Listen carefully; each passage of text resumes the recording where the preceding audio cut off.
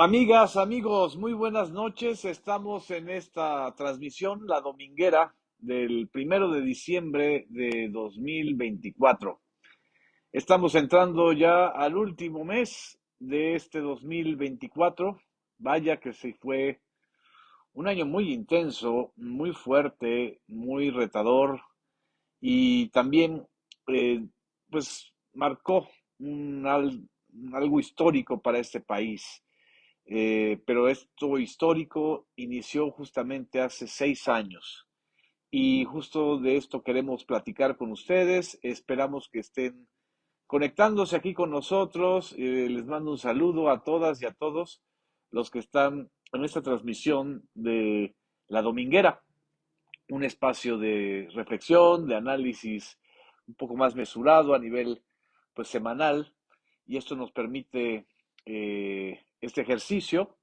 Les agradezco mucho a quienes están conectando en estos momentos. Vamos a esperar unos momentos más para que pueda pues estar más compañeras, compañeros, para que puedan también participar, para que puedan hacer preguntas. Y bueno, desde mi lado, lo que quiero compartirles es la felicidad de estar llegando de Jalapa, Veracruz. En este día, este 1 de diciembre, Rocío Nale tomó protesta como la primera gobernadora del estado de Veracruz.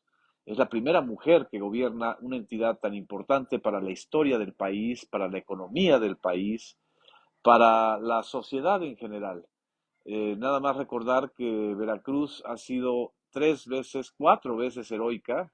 Nos defendió frente a los norteamericanos o resistió frente a la invasión norteamericana de 1847, frente a la Revolución Francesa, frente al nuevo intento de invasión norteamericana en 1914 y frente a otras incursiones que son históricas y que ha hecho de Veracruz un símbolo del país. Pero también no podemos olvidar que pues Veracruz, por su extensión, por su orografía, es prácticamente un país como Cuba, por ejemplo, de la extensión casi similar a la de la isla de Cuba, y que también tiene regiones muy ricas en materia petrolera, en materia agrícola, en materia hidrícola, en hidroenergía. Veracruz es muy importante. Y ni hablar del café, del delicioso café veracruzano. Yo soy adicto al café veracruzano. Me gusta muchísimo el de Coatepec y todas esas regiones de la zona cercana a Jalapa. En fin, esto también sirva para comentar mi gusto y un orgullo haber estado en la toma de protesta de Rocío Nale, una compañera, una política, una ingeniera petroquímica que hizo la hazaña de construir la refinería Dos Bocas después de más de 40 años de que en este país no se construía una refinería. Y vaya que les dolió a los neoliberales, no pasaron y no pasan todavía de estar diciendo que es una obra onerosa, ostentosa, inútil, en fin, todo lo que hemos escuchado durante estos 6 años. Es increíble, y esto me sirve también para introducir al tema, que desde que Andrés Manuel López Obrador tomó protesta en el Zócalo capitalino, en una ceremonia muy hermosa, muy importante, muy significativa, cuando toma el bastón de mando de los pueblos indígenas, inicia lo que él llama la cuarta transformación de la vida pública de México. Y bueno, también inicia la cuarta o la quinta o la sexta degeneración de el grupo conservador en México. Y ese grupo conservador que le apostó a la derrota del gobierno de la Cuarta Transformación, pues simple y sencillamente se quedó con las ganas, así como el mimoso que tiene ganas de salir. Si ustedes lo escuchan, este es el mimoso, para que lo conozcan. Es un gato muy hermoso que nos acompaña en este hogar felino. En fin, hace 6 años, Andrés Manuel López Obrador encabezó la gesta cívica, política, social y económica más importante de los últimos 100 años en este país. No tengo duda, y muchos no tenemos duda, de que lo iniciado en 2018, el 1 de diciembre de 2018, es una, un parteaguas en la historia nacional por cuatro razones fundamentales.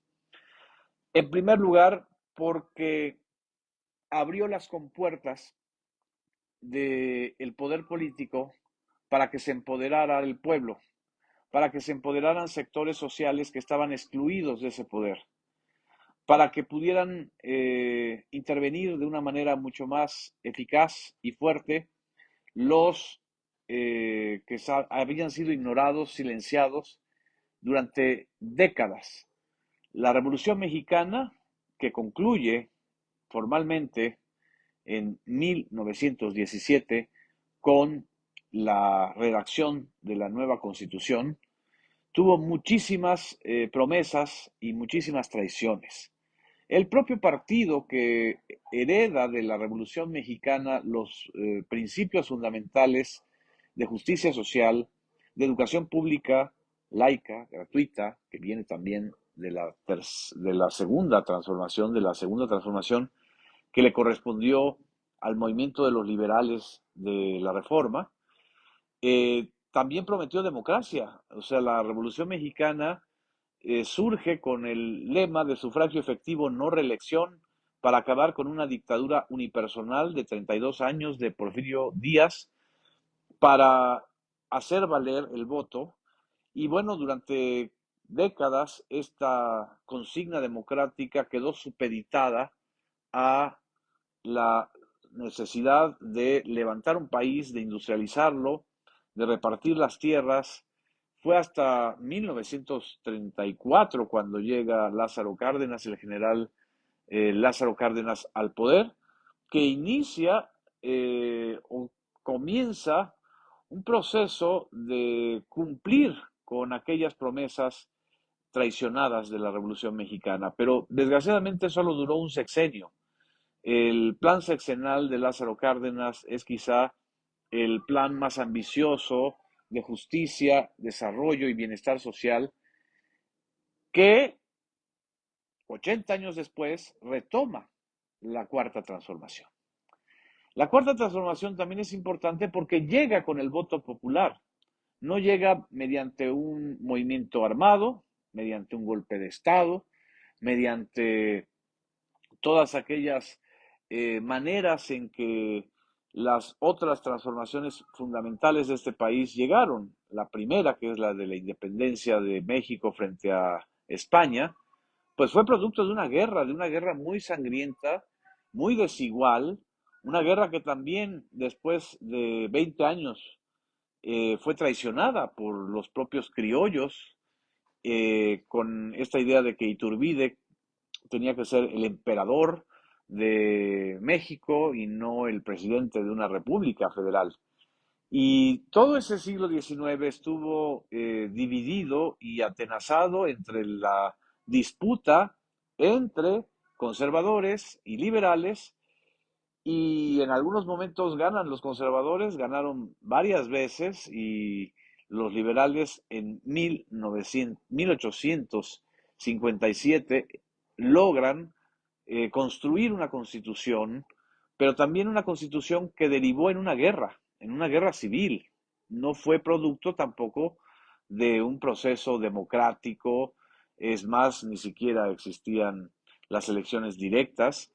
Y después de aquella gran victoria histórica, mundialmente reconocida, de Benito Juárez frente al imperio de Maximiliano y frente a las tropas francesas de aquel entonces, eh, lo que sucedió fue otra dictadura, una dictadura de 32 años, la de Porfirio Díaz, la dictadura que, digamos, concreta muchas de las demandas de los conservadores, aún siendo Porfirio Díaz un político o un general que luchó contra la revolución, perdón, contra la intervención francesa. La Revolución Mexicana pues fue muy violenta, ¿no?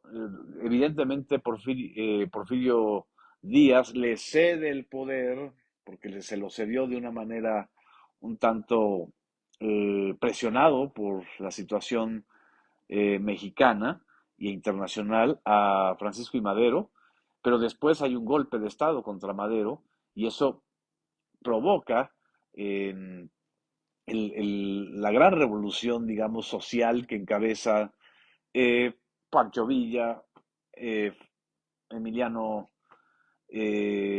Zapata, el general y gobernador de Coahuila, Venustiano Carranza, y las facciones de la División del Norte, de la División del Sur y del ejército sonorense encabezado por quienes a final de cuentas triunfan en esa guerra, que son los generales sonorenses.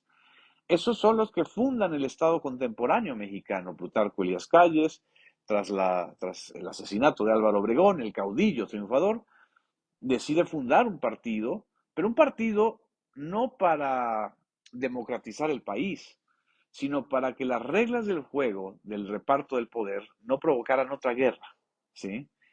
Esa gran eh, idea política que tuvo Plutarco Elías Calles para repartirse el poder y repartirse también pues, buena parte del botín, fue lo que nos gobernó durante casi un siglo.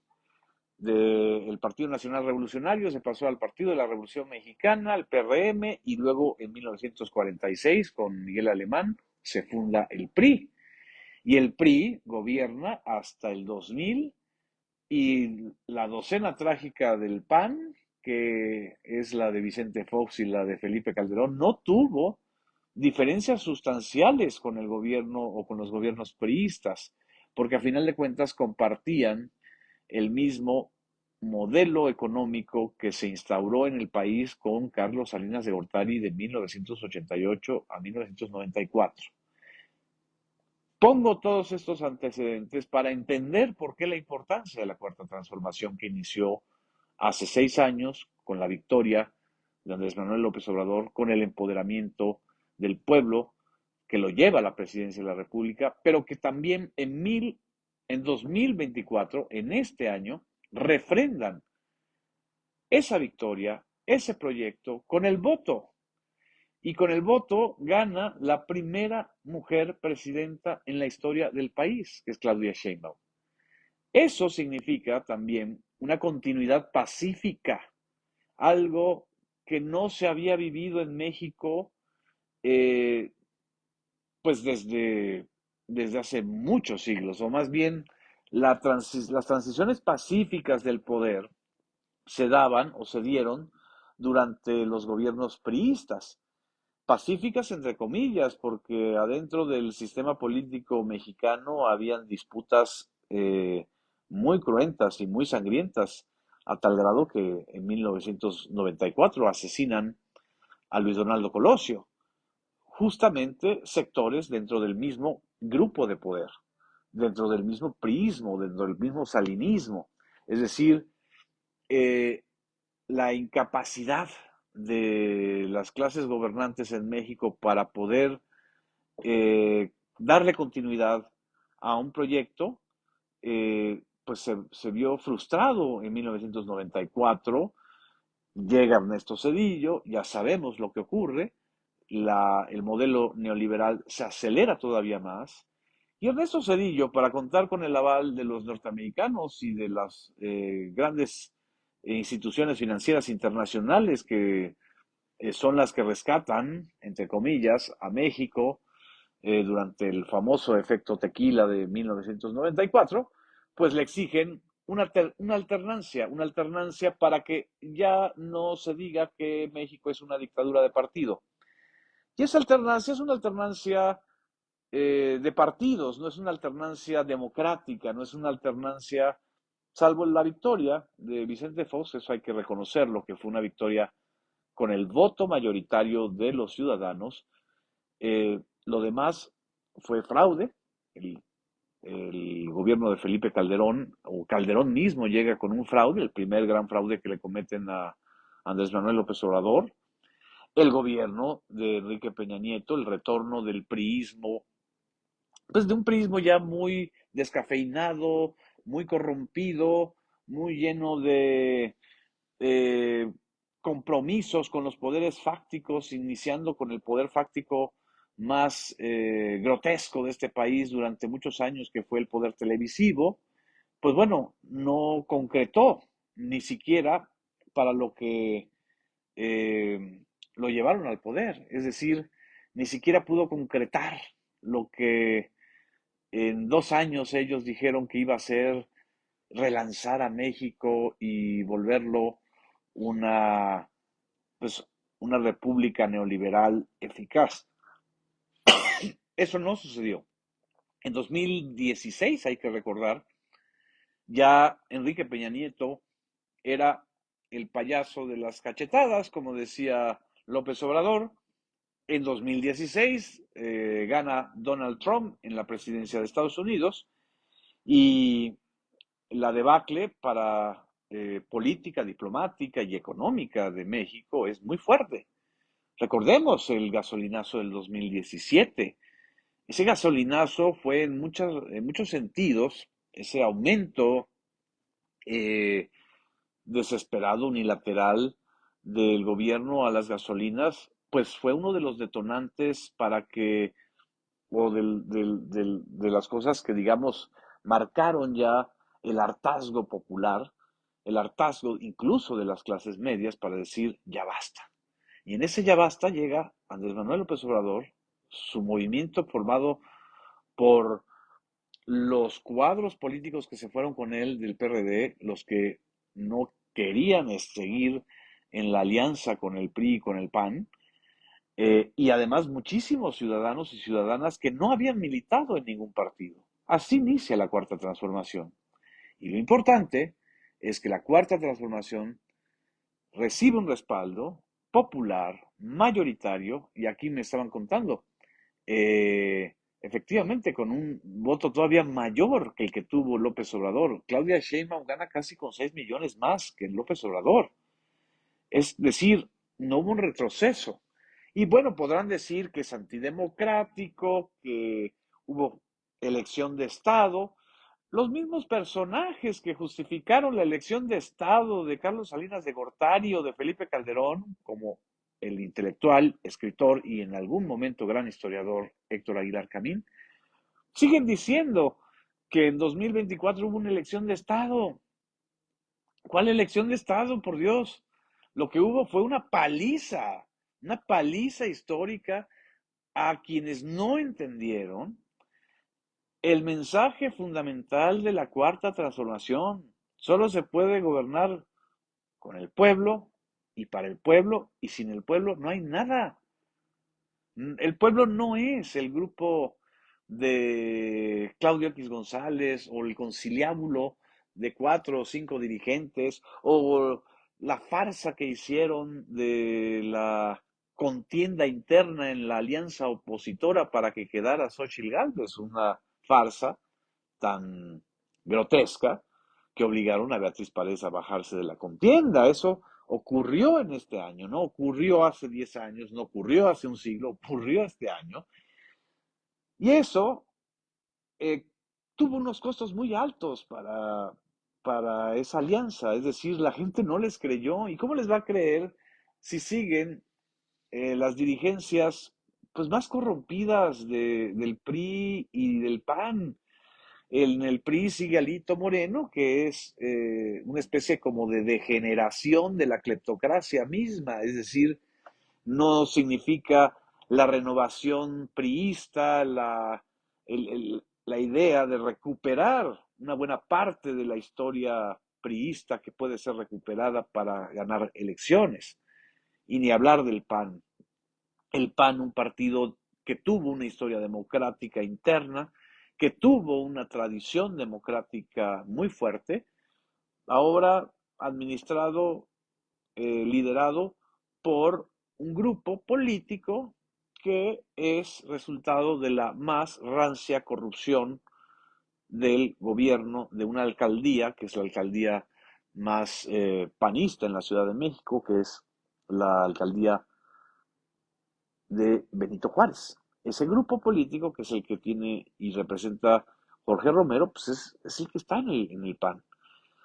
Y las fuerzas empresariales y las fuerzas conservadoras mediáticas, pues se han atrincherado y ya no les queda más de otra porque no tienen liderazgos. Entonces, no se trata de que la victoria de la Cuarta Transformación o el refrendo popular a la Cuarta Transformación en el 2024 fue una maquinación macabra de López Obrador. Eso no se lo creen ni ellos mismos, porque ellos mismos saben perfectamente que lo que inició el 1 de diciembre del 2018 no lo vieron venir en su profundidad, en su alcance, en la necesidad de un cambio histórico. Ahora, lo que tenemos es también un desafío muy similar al que ocurrió en 2016, la defensa de la soberanía mexicana frente a un gobierno estadounidense que se va a inaugurar en enero del 2025, pero que ya inició, sobre todo esta semana, ya inició a dar luces de lo que quiere hacer, de cómo quiere negociar a partir de amenazas, a partir de planteamientos unilaterales, a partir de la idea de que los mexicanos somos el enemigo exterior de Estados Unidos y que los migrantes y el fentanilo y la violencia vienen de México. Pero bueno, ya sabemos porque ya lo vivimos, porque ya tenemos una experiencia previa, que Donald Trump, a final de cuentas, lo que está haciendo es encabezar un movimiento de derecha a partir de demagogias o a partir de incendiar el odio hacia los otros. Y esos otros, los más cercanos, somos nosotros, los mexicanos. Eso no lo hizo López Obrador. A pesar de ser un gobierno nacionalista, jamás la Cuarta Transformación, ni con López Obrador, ni con Claudia Sheinbaum, están planteando el odio hacia los norteamericanos. Estamos planteando la soberanía, el respeto, la integridad, la no subordinación, la no sumisión, que son dignificar las relaciones entre México y Estados Unidos. No ponerse otra vez de tapete como lo hicieron los gobiernos de Carlos Salinas de Gortari a Enrique Peña Nieto, de tapete frente a las instituciones financieras internacionales que tienen su asiento en Estados Unidos y plantear de manera racional la colaboración mutuamente benéfica. Ese es el desafío. Ese es el desafío más grande en este segundo piso de la Cuarta Transformación. Ese desafío lo estamos recordando el día de hoy, 1 de diciembre. Y bueno, esto es lo que yo quería comentar, plantear, contextualizar con ustedes. Y aquí estoy viendo sus comentarios y también sus saludos. Muchísimas gracias a todas y a todos. A Maritza Martínez, gracias. A Sergio Vladimir. Dice Maritza Martínez, fue el mayor voto de la historia, el del 2024 a favor de Claudia Sheinbaum, lo cual es cierto. Sergio Vladimir dice, con el presidente Andrés Manuel, sí hubo cambios importantes y ha seguido aún más con la presidenta Claudia. También me comentan que Fox y Calderón pues fueron una simulación, eso lo dice pues ya hasta los propios panistas. A Fox lo inflaron con supuestas maravillas creadas en Guanajuato por él, que no existieron. Y además veamos ahora Guanajuato. Guanajuato, que es el asiento del poder foxista, de ese grupo que llega a la presidencia en 2000, pues vean cómo está. Vean cómo está la situación en Guanajuato y vaya que los ciudadanos de Guanajuato no se merecen eso. Ni los empresarios, ni los ciudadanos, ni los trabajadores, ni las mujeres de Guanajuato merecen vivir en un estado violentado. En fin, Ignacio Rosendo también nos manda comentarios y saludos. Muchas gracias. Silvia Lira, muchas gracias. Qué bueno verte por aquí, ya te extrañábamos. En fin, este es el comentario. Muchas gracias. Buenas noches. Si lo ven ahora, compártanlo y si lo ven diferido, también espero que les sea muy útil. Gracias. Buenas noches.